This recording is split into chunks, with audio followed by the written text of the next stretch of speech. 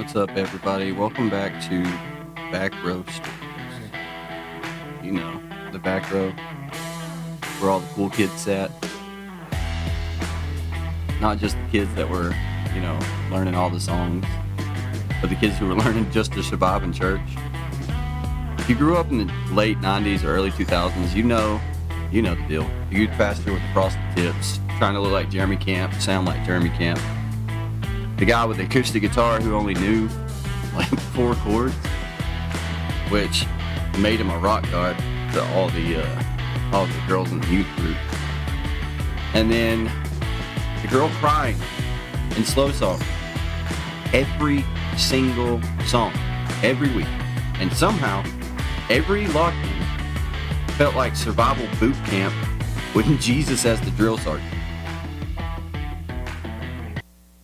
I was that kid in the back, hands on my lap, pretending to pray, while plotting what I was going to do after I got home. Oh, man. Let's talk about youth group culture. You've got your Friday night hangout. It's supposed to be chill. But by 8:30, someone's already rededicating their life in the corner. By 9:15, there's a game of dodgeball in the sanctuary with no one telling anyone it's weird. Then you had the snack table. Oh my God, I love snacks. Pizza that tastes like sadness. Soda that was more sugar than liquid. And somehow everyone pretended the grape juice was actually wine, and camp. Oh my God, camp. Oh, don't get me started on youth camp. Ugh. They're like, here's a tent, here's your bunk. You're going to emotionally scar yourself in ways you'll joke about 20 years later, if you know what I mean. Man, and then there was me. I lived a double life. Sunday, eyes closed, hands raised, singing every word, praying like my soul depended on it. Then there's weekday me, angry, sarcastic, trying to figure out why the hell anyone would think this was fun. I'd go to school and try to be something I wasn't. And I'd go home and I would cry because I would judge people to their face because they didn't believe the same way that I did. Man. Crazy stuff. And you know, the weirdest part, I really actually tried to be good.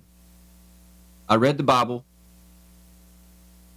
Well, I tried. Have you ever read Leviticus at 13? Yeah, that shit'll mess you up. Suddenly you're worried about shellfish, tattoos, mixing fabrics, and every bad thought feels like it's a personal attack. But honestly, the hardest part wasn't hell. It wasn't even the sin. It was feeling like everybody was watching to see if you messed up, watching to see if you failed God or your peers. It was scary being a kid with 2 faces, one for church and one for the rest of the world. And nobody ever asked why we had 2 faces. They just wanted to know if we memorized all the books of the Bible.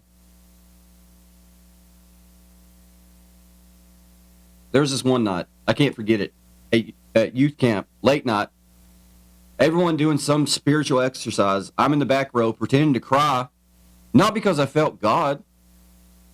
I was scared of being caught doing something wrong. My mind's racing, heart pounding. Someone taps me on the shoulder. It's a buddy. He said, "Bro, just act like you're feeling it." And I nodded because that was our survival tactic. Mimic emotions and blend in. Pray with your mouth, hide your brain.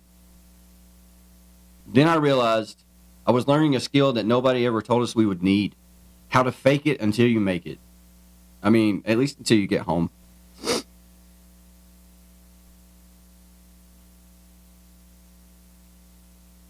So, in episode 5, it's going to be heavy. Fear, guilt, and the God who's always watching.